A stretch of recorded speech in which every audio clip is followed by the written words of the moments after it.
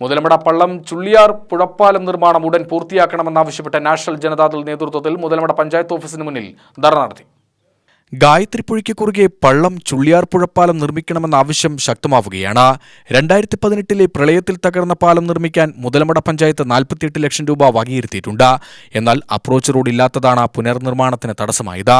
ഇതോടെ അപ്രോച്ച് റോഡിന് വഴിവെട്ടാനായി നാട്ടുകാർ രംഗത്തിറങ്ങിയിരുന്നു. എന്നിട്ടും പുനർനിർമ്മാണം ആരംഭിക്കാനായില്ല.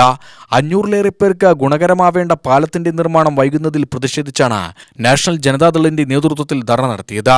നാഷണൽ ജനതാദൾ ജില്ലാ ട്രഷറർ എം.എ. സുൽത്താൻ ധർണ ഉദ്ഘാടനം ചെയ്തു. അതായത് ഒരു പരിപാലനത്തിന് വേണ്ടി, ജനങ്ങളെ സേവിക്കുവാൻ വേണ്ടി, ജനങ്ങളുടെ ആവശ്യങ്ങൾ നടപ്പിലാക്കുവാൻ വേണ്ടി ഞാൻ ചെയ്തു തരാ എന്ന് കയ്യും കാലും കൂപ്പി വന്ന് അവിടെയുള്ള വോട്ടർമാരോട് നിങ്ങൾ അപേക്ഷിച്ച് വോട്ട് വാങ്ങി ആ സീറ്റിൽ വന്നിട്ടുണ്ടെങ്കിൽ അവിടുത്തെ പ്രശ്നങ്ങൾ എന്ന് പറഞ്ഞാൽ ഒരു വാർഡ് തലത്തിൽ നിന്ന് തുടങ്ങും, അസംബ്ലി വരെ, പാർലമെന്റിൽ വരെ, അതിന്റെ അപ്പുറം. Panchayat committee president M Ummer Farooq അധ്യക്ഷനായി. ജില്ലാ വൈസ് പ്രസിഡന്റ് കെ.ജെ. ഫ്രാൻസിസ്, ജില്ലാ സെക്രട്ടറിമാരായ A. Vincent, R. Suryaraj, Nenmara മണ്ഡലം president A. Chandran, Muthalamada panchayat committee നേതാക്കളായ എൻ. സാലുദ്ദീൻ, വിനോദ് ചപ്പക്കാട്, എം. ഹനീഫ, നടരാജൻ എലവഞ്ചേരി, സുരേഷ് പോത്തുണ്ടി, പ്രസാദ് നെല്ലിയാമ്പതി തുടങ്ങിയവർ പ്രസംഗിച്ചു. UTV news, Palakkad.